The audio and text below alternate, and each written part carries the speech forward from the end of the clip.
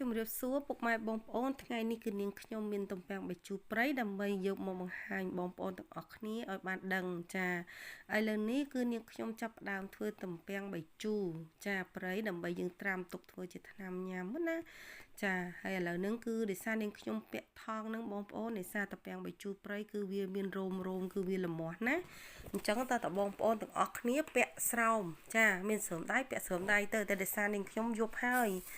អត់បានយកស្រោមដៃពាក់ទេគឺច្រកថងហើយឥឡូវហ្នឹងគឺពងតែអង្គុយប្រឡះ2នាក់កូនណាយើងពាក់ថងអញ្ចឹងបងប្អូនកុំឲ្យវាល្មាស់ចាគឺយើងប្រឡះយកអាទុំអញ្ចឹងមកណាបងប្អូនដើម្បីពេលដែលយើងធ្វើទៅវាទុំឆ្ងាញ់ហើយនេះគឺនាងខ្ញុំយកទៅលាងទឹកឲ្យស្អាតតែគ្រាន់ថានាងខ្ញុំក៏នៅតែពាក់ស្រោមដៃដែរដែលកាលណាពេលយើងអត់ពាក់អញ្ចឹងទៅគឺវាល្មាស់ចេញពីអាហូមវាហ្នឹងណាបងប្អូនអញ្ចឹងពេលដែលនាងខ្ញុំលាងមួយទឹកពីរទឹកហើយនាងខ្ញុំនឹងដោះថងចេញហើយព្រោះវាលែងល្មាស់ហើយពេលណាដែលវាអស់អាហូមមុតមកផោះវាហ្នឹងណាបងប្អូនចា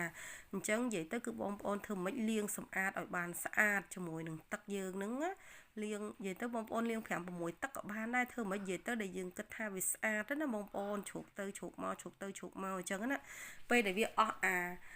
ហូមហ្នឹងគឺវាអត់ល្មមឲ្យបងប្អូនវាលែងល្មមហើយចាពេលដែលយើងលាងវាហើយគឺយើងស្រង់វាឡើងទុកឲ្យវាស្រស់ទឹកណាបងប្អូនចាទុកឲ្យវាស្រស់ទឹកហើយអញ្ចឹងចាំយើងយកវាហ្នឹងទៅ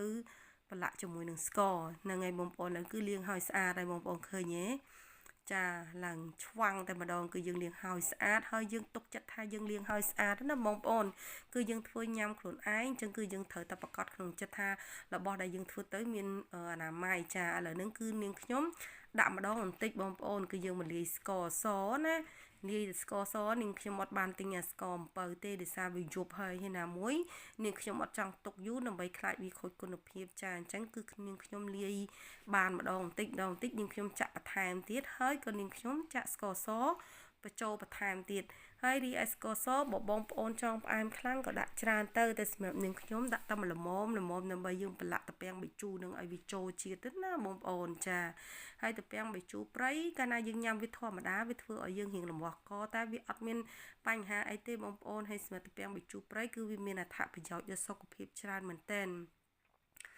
នាងខ្ញុំនឹងធ្វើវីដេអូតាក់ទងជាមួយនឹងបញ្ហាតាក់ទងជាមួយនឹងសុខភាពតាក់ទងជាមួយនឹងទំពាំងបាយជូរព្រៃជូនបងប្អូននៅវគ្គក្រោយទៀតចាឥឡូវហ្នឹងគឺនាងខ្ញុំមកបង្ហាញអំពីការធ្វើស្រាទំពាំងបាយជូរចានិយាយទៅមិនថាស្រាគឺយើងធ្វើជាអសុទ្ធទុកញ៉ាំណាបងប្អូនចាប្រចាំនៅផ្ទះគឺល្អហើយគឺនឹងគឺឥឡូវនាងខ្ញុំលាយហ្នឹងគឺ4ដង5ដងបងប្អូនអញ្ចឹងគឺ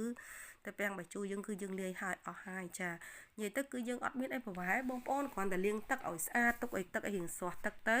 ហើយយើងយកមកប្រឡាក់មួយស្ករទៅប៉ុណ្្នឹងបងប្អូនចា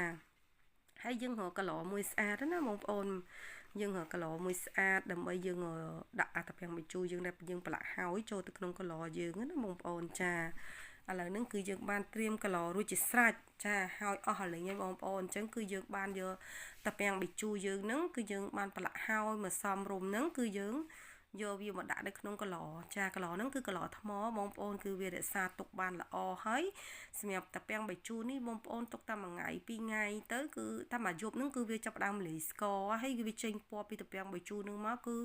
តំណងមែនតើបងប្អូនតែបើយើងទុកពីមួយអាទិត្យទៅកន្លះខែគឺថា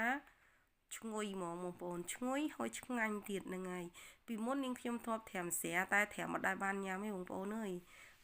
ត្រាំបានឆ្ងាញ់ទៅគឺកតិនស្រាធ្លុះអស់ហើយថាលេងបងប្អូននេសាទប្តីនាងខ្ញុំគាត់